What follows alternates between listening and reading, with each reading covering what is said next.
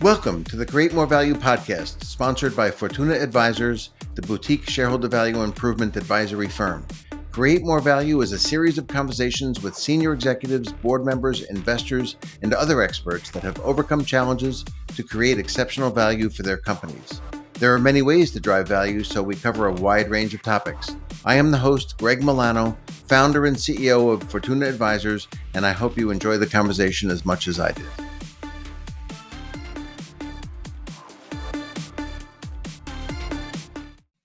I would like to welcome Jonathan Aberman. Thank you, Jonathan, for joining me on our Fortuna Advisors podcast, Create More Value. I'm happy to have you. I'm happy to have you. I'm happy to have me. Thanks for having me on the show. So Jonathan Aberman is an entrepreneur, investor, and innovation strategist, redefining how we measure human potential in an AI-driven world. As CEO and co-founder of Hupside, he is championing a new category called original intelligence that identifies and quantifies originality as a business differentiator. This, by the way, is what intrigued me, but there's more to come discussing original intelligence as we get into our discussion. He's also a partner at Ruxton Ventures, where he applies his expertise in venture investing and technology commercialization to support high-growth companies. Jonathan also brings a strong academic track record. He served as Dean of the School of Business and Technology at Marymount University from 2019 to 2023, and currently serves as visiting entrepreneur and strategic advisor to the Frank J. Guardini School of Business at John Cabot University in Rome. He has been named a Tech Titan by Washingtonian, included in the Washington Business Journal's Power 100, and recognized by Virginia as one of its 50 most influential entrepreneurs. Jonathan's leadership and insight have established him as a trusted guide at the intersection of innovation, entrepreneurship, and originality. Okay, so let's get going by maybe having you explain to the audience what you mean by original intelligence and how does it help reinforce a company's sources of differentiation from their competition. Well, I think it's important to start with the fundamental premise that AI is the best efficiency tool that's ever existed for commoditizing knowledge. The problem is that it's a retrospective model. It actually doesn't have the ability to create true novelty. Human brain, individuals, we create novelty. That's what we're wired up to do. Original intelligence is the competency that all people have to use their novelty-seeking behavior to create something that's new. And original intelligence is the outcome of, you could say, creativity or the outcome of experience. It's an objective measurement of being able to do something different from what you get if you just ask AI. So the best way to think about it is original intelligence is the way we measure what humans can do on an objective way that AI cannot. That's very cool. So you have technology that helps you to identify original intelligence. How does it 100%. work? Yes, we do. And it's a brand new thing. I was minding my own business about 18 months or so ago, and I met these two scientists from a couple of universities who told me that they had invented their own proprietary AI that could take any piece of content and tell you whether or not that content was different or more original than another piece of content. And I said, that's pretty interesting. How are you using that? And they said, well, right now, a couple of universities are using it to try to figure out who's going to be more original when they go to college. And I said, okay, why is that important? Well, because originality is a better predictor of performance than grades or SATs. I said, okay, that sounds pretty cool, being an investor. I said, what else can I do with that? And I started to think about it, and I realized that they created a brand new way to figure out, if I ask you a question, Greg, and I ask AI the same question, I can put you both in my model and objectively be able to measure how your questions differ and answers differ. Or if I ask 1,000 people or 1,000 times the AI, I create what's called an idea space. And that objective idea space is mathematical. It's not relative. It's an objective thing. So once you have the idea space, you can literally locate anybody's performance against that benchmark. And depending upon how much they diverge, I can tell you how you approach problem solving. It's really innovative and it's really cool. I just will say, anybody who's listening, if you want to get your own original intelligence quotient, just go to our site and play the OIQ challenge. It takes 5 minutes and it will give you an insight into how you solve problems in an AI environment. really cool. Hmm, that's really cool. So you've described it as a 21st century Myers-Briggs. How do you see companies using this technology? Well, what's interesting is that universities and companies, various people are already using the technology. And what it is, it has a number of different positive attributes. The first one is it allows you to see whether or not somebody's capable of delivering something to you that you can't get from AI. And that itself is hugely valuable in the current world. But because of the way our technology works and the way science works around how you measure somebody's creativity, which is a precedent to originality, um, there are archetypes for how people are creative. So if you see how somebody performs, you can make inferences to how they'll handle problem solving or how they'll use a tool like AI. So, for example, people who are hyper original, we call them expanders. They're the kind of people who will take AI and use it really naturally and drive it to do new things with. On the other side of the spectrum, you got people who are focal. Focal people just like to get things done. That's what they do. They use their originality to get their job done. If you give them AI and don't tell them what to do with it, they won't do anything with it. Right. So, in the context of an enterprise, if I'm able to understand how people approach problem solving, I can create better teams. I can predict who's going to use AI. I can do better governance about who needs to be constrained, and I can basically do risk management. Universities are using it to try to figure out how their students are situated to be able to learn and grow in a world where they're bombarded with AI slop. So we're AI seeing, slop. it right. So we're seeing universities using it to figure out who's going to do well at school, universities using it to see who's going to progress, and then benchmarking their cognitive health. And we're Mhm. seeing enterprises use it for the purposes of risk management, governance, and just team building. It's a really broad platform with a lot of applications. It's really interesting, and this came to me when we first spoke about this, and it just came to me listening to you now again. The analogy I'd like to make is when we first had calculators, handheld calculators in school. At first, you were banned from using them, Hmm. and then they started realizing that you were going to have access to this for the rest of your life. Why not let you use it during a test? And I think the way it kind of eventually ended up was, when you're learning addition, subtraction, multiplication, and division, you don't use calculators because you're trying to learn, what it means and how to think about it. Once you've learned that, now that you're applying those skills to other problems, using a calculator is perfectly fine. It allows you to accomplish more and think about more complex things. And of course, then laptops and everything else came into the world. But if I make the analogy back to this, we want people using AI for things that it's suitable for because they can, I'm thinking about students now because they'll always be able to use AI.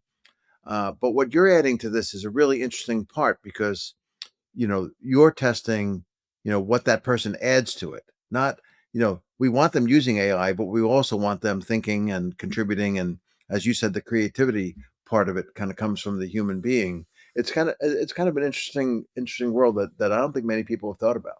I don't think many people. Well, so I've been in academia for a while, and I think the reality is that most academics still look at AI as a cheating problem.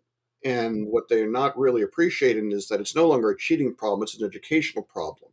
Because, as you say, AI in some respects is like a calculator in that if you use it well, it will make you more productive. And not only productive from the standpoint of more output, I mean your originality gets enhanced.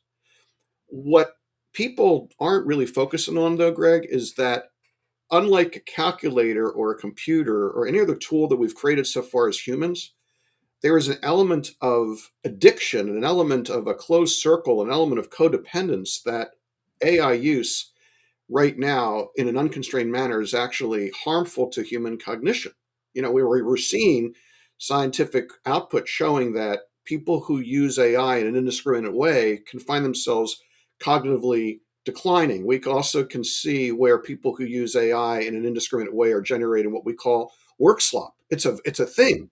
So if I'm an educator or I'm a business, what I really want to make sure is that people are using this highly seductive technology in a way that is an assistant and not a substitute. And and that is the biggest reason why we started the company, because I had been in education, I'm dean, I've been around startups for a long time. I could see this train coming.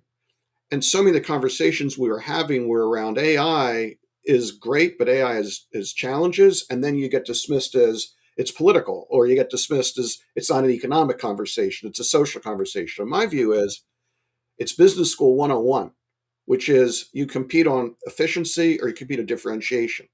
If AI is efficient, where's differentiation? It's coming from people. So what we've done is we've created a way for anybody who cares to be able to identify where differentiation comes from in an individual's educational achievement or in a business's output. And that's why the company was so important to me when I saw the technology. And I went from somebody who said, oh, this is interesting, to I want to drop everything else in my life and make sure this gets commercialized into a product. Yeah. So if I take what you just said and put it into like I'm my background is all in like corporate finance and strategy Mm, and helping companies, create more value. And if I think about what you're saying, when I speak to people in my clients about their use of AI, it's always about, you know, efficiency. It's always about doing things faster, less costly, what have you. But if you're missing the original intelligence side of it that gives you the differentiation, what's likely to happen if you have sort of revenue and cost, you're going to bring the cost down, but because you're giving away the differentiation, the revenue is going to come down quite possibly by more, and so you wind up with less profit afterward if you're not careful about maintaining that differentiation. But well, look, it's again, it goes back to business school 101, which is that you can have a successful business based upon efficiency, but you're going to have to do it at a really large scale, and you're going to have monopolistic or close to monopolistic pricing power in order to succeed. Hmm. Most businesses cannot compete solely on efficiency. This can't. They don't have capital, they don't have market share. Most businesses, and then if you add on top of that knowledge adding businesses, which, frankly are most businesses, to take the position that efficiency alone will provide differentiation it's nonsensical. And I think for me, that's what it really comes down to. I love AI. I use it all the time. Don't get me wrong, but Hmm. I use it as Hmm. an adjunct to accelerate my creativity and my output. I don't Hmm. use it as a substitute. And that I think is the part that right now corporate America really, really, really isn't embracing, because to be blunt, if you're a public company, AI right now can give you the sugar rush. It can give you the sugar rush of declining headcount and quote more efficiency, which may have a nice effect in the near term, but a long term, it's going to erode your differentiation. So this is a strategy. This is a strategic conversation rather Hmm. than an efficiency conversation. And I think over time it will change. We're already starting to Hmm. see it change. And as it changes, I think businesses are naturally going to say, well, okay, so where do I find differentiation from? And that's why Hubside exists. We're the Hmm. umpires in a new baseball game, basically. Hmm. Well, that's cool. That's good. I like that slogan. So you mentioned scale, companies that use AI for efficiency really only works for big companies with a lot of ability to scale, making a small amount, times a lot of units of whatever. Um, are there any other traits of companies that you would say would make them more likely to be successful with the use of AI? Well, so our platform, we measure people's incipient originality and their archetypes, but we also measure their perceived level of autonomy within the organization and what their role gives them the way of autonomy. And I think that the reason why those four metrics are so important is that the modern enterprise is not just going to be about having the right people. It's also going to be about creating the right structures and the right mix between AI and people. So, for example, if you're in a help desk situation where you're using a lot of agents, there's not as much need for originality unless you have to elevate something. But when you elevate something, you're going to want to have somebody who actually knows how to deal with that. On the other hand, if you're, with your clients or the kind of business you're in, it's high value add consulting, right? It's high value Mm-hmm. add. Well, you better make sure that you've got people who are really able to think. So I think that what we're really starting to see is you made the calculator analogy. As people become more sophisticated in how they use AI and AI agents, I think, and you get past the hype, it will become very clear it's an unbelievable tool with a high level of competency. But it's not going to be a be all end all any more than the computer was a be all end all or the wheel was a be all end all. Every now and then people Mm-hmm. want to walk. Yes, that's the way I would describe it. That's good. That's good. All right. So this is all fascinating, but let's take a step back. Okay. So this is a very interesting, sort of business that you're in, and very interesting skill set that you have personally, aside from the business. Tell us a bit about your background and sort of how you ended up here. You probably weren't thinking when you were 6, I want to, be an expert in original No, I was intelligence. not. No, I was not. When I was 6, I think I wanted to be a fire truck, as I recall. I hadn't quite figured Fire out truck. that, you couldn't become inanimate objects. I definitely went through a Uh, period of my life where I wanted to be machinery, but maybe I'm revealing too much for a national podcast. But um, I think that the reality is that from a very early age, I wanted to make a difference. I wanted to matter, and I wanted to make money. One of my best mentors was my law school tutor, who said to me, "Your problem, Jonathan, is you want to be rich and you want to be good, and your life is going to be trying to balance the two." And where I basically found that was most likely to occur was when I started to work in entrepreneurship and worked in business formation, first as a lawyer and then as an investor, because you had the ability to positively impact the world around you and make a difference and work with really great people. And my career basically had been, to this point, either helping to start companies, starting companies, teaching about how to start companies, advising politicians. I mean, that was my life, media. I was minding my own business, honestly, as an investor, putting deals together. And at Ruxton, over the last 3 years, I put together and seeded with my partner, Mark Walsh, close to 10 companies that were using AI in some way or another. And when I found this technology, to be blunt, I thought it was a really cool deal. And I was starting to put it together as a deal. But the more I learned about it, the more that I realized that I felt more strongly about this than anything I'd ever seen in my entire career.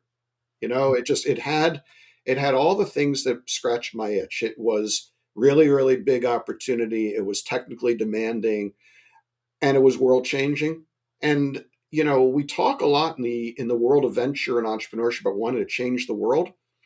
This is, I think, if this technology is adopted the way I hope it is, it will actually change how we look at AI and humans. mhm, So I decided that I just wanted to make sure that it happened. And I suppose mhm, that's so. At the end of the day, I'm an entrepreneur, and I'm arrogant enough to think that if I put my shoulder into something, I can make it happen. And my partners, co-founders, and I, we've been at this for about a year. We made a lot of progress, but we're still mhm, a little bitty company trying to make something mhm. big happen. Maybe we'll look back at this podcast in a couple of years and say, "Oh, I remember that guy when he was," and I've pulled it off. Or maybe you'll say, "Hey, I wonder what that guy's doing now," and you'll find me someplace waiting tables. We'll find out. Hopefully not that, but Yeah, yeah. that's good. It's very interesting. I always find it interesting to understand, how people got where they are and what they're doing. So, a lot of our audience are senior executives of mostly pretty large companies, although we're uh, trying to serve smaller companies now with a new, more scalable approach to our service. But anyway, all of them of all sizes are trying to figure out their AI strategy, Hmm. and they're trying to figure out how they should be using it, how they should be thinking about it, and many of them are probably making mistakes. With your benefit of your experience, what advice would you give to a CEO who maybe is not an AI expert? How should they be thinking about developing their AI strategy in order to be successful? Well, to me, it really begins with the people. And so, at the risk of being self-serving, I think that everybody who's concerned or interested in this should come to our website or reach out to me at jonathan@hupside.com, because to me, before you get into AI readiness, you have to understand how your people are situated, because you need to know who's going to be interested in doing new things and how they're going to do it, but also what are your organizational constraints. And believe it or not, if you have people answer 3 questions, it takes about 20 minutes. We surface all that data. So if I'm a CEO, I want to know that. I then want to work with somebody who understands the limits of technology within the prism of understanding people. So, for example, somebody can say, well, you have the kind of business where you'd benefit a lot from efficiency and customer relations. Okay, fine. build me a workflow with agents that actually will accomplish that, but leave my people in the process so I can give them good customer service. Or, okay, we've got a business that's very, very deep into logistics. What tools can I apply? Or I'm a knowledge organization. Okay, how can I train my people to use AI well to gather information, but put guardrails on them so they don't generate a bunch of crap and embarrass the company? So the challenge is a lot of people are really good at getting technologists, consultants to come in and tell you all the wonderful things you can do with the tech, and they throw the tech out, but there's no understanding of whether or not people are going to adopt it. On the other hand, you have people like it's all about the people, it's all about the people, and they lose the benefits of technology. So to me, the best CISO is somebody who uses a tool like ours to understand their people and then understands technology and builds workflows. And the smartest CEO, to be blunt, is applying the same tools they use to do change management to AI, because AI really is much more about organizational change than it is about technology, in my opinion. Yeah, I've grown to learn that a lot over the last couple of years. Again, as I said before, our main business is using sort of corporate finance and strategy tools to help companies be more successful. And we've learned over years that it's very hard to change people's behavior. We train them, we provide incentives, but it really is a change management process. And the same thing applies, maybe even more so here. The whole way that you need to think about your work changes. Some of the things that you see now are amazing. The ability to have one of the AI tools basically build the spreadsheet to do something you want to do without you having to actually do any keystrokes until the spreadsheet is built, following your specifications. Is such a new world to people in a business like ours because now with far fewer people, you can do much more intense modeling in a day than you used to be able to do in weeks. It's fascinating. So, um, In uh, some ways, this really is analogous to the internet bubble, if from the standpoint of when the internet and the web browser and the ecosystem emerged, people were so crazed up and excited about the technology and the bubble of technology and could do this, do that, that they really hadn't focused on how, at the end of the day, it was going to change the way business was done from the standpoint of information gathering and just information cataloging. And after the dust settled and after the quote boom burst, the functionality of the internet changed how you and I and everybody else did business forever.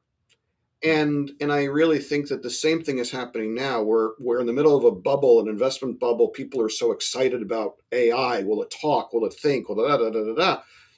At some point, the market will realize there's too much enthusiasm, investment dollars chasing a hypothetical. There'll be an investment correction because there always is. But AI, large language models, small language models, machine learning are now ubiquitous. And we're all going to use them. And we're going to continue to use them because, frankly, they're useful tools. They're ubiquitous now. yeah, yeah. It's interesting. I remember reading an article back in the 90s. I think it was before the real roar of the internet bubble. I think it was probably 95, 96. I believe it was in The Economist. I'm not sure.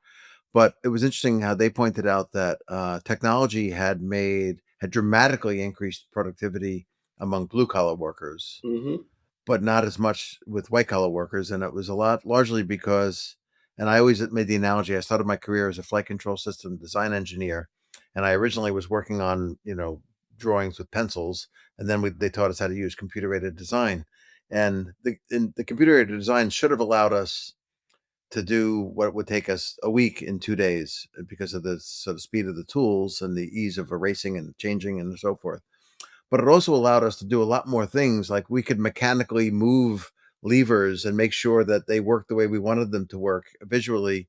And all the extra things we could do in designing made it still take a week to do what used to take a week. It was better. It was, more likely to work. There were, advantages to it, but it wasn't saving us any time and money. And that was what this, sort of study had revealed. That was my first thinking of what was going to happen with AI. That's changed a lot, but I think there is a tremendous efficiency, benefit that is significant. And I guess from what you've been saying today, people have to be very mindful of how do I realize that efficiency where it's appropriate, but at the same time, don't let that take over the strategy, or Right. else you're going to lose the differentiation. Look, I think your analogy is exactly on point, which is that when you have the advantage of enhancements to creativity and enhancements to output, like calculators, like computers, like AI, you cannot measure things just from the standpoint of output. You have to measure it qualitatively. And one of the problems with the current discussion about AI is, in many instances, the metrics that are being used are basically output metrics, which Mm-hmm. are amenable to processes, which is fine. Labor substitution, it's fine. What the economics doesn't really have a good measurement tool right now to say, all right, well, Greg and Jonathan are using these tools. They're still working 50 hours a week, but the insights they're offering are better. The content's better. The inferences are better. That's hard to measure. And so, because it's hard to measure, people throw up their hands and say, well, it doesn't matter. All that matters is process efficiency.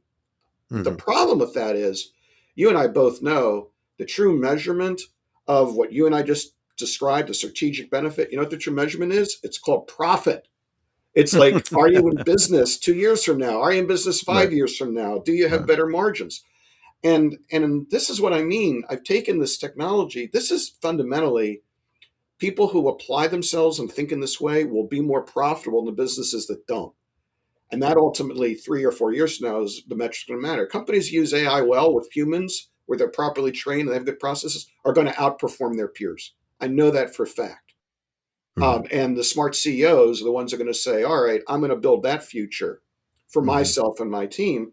And now we've given them a tool so they can do it based upon something other than their gut instincts, which is Right. where they Right. are before we started the company. Yeah. Yeah. This is really great.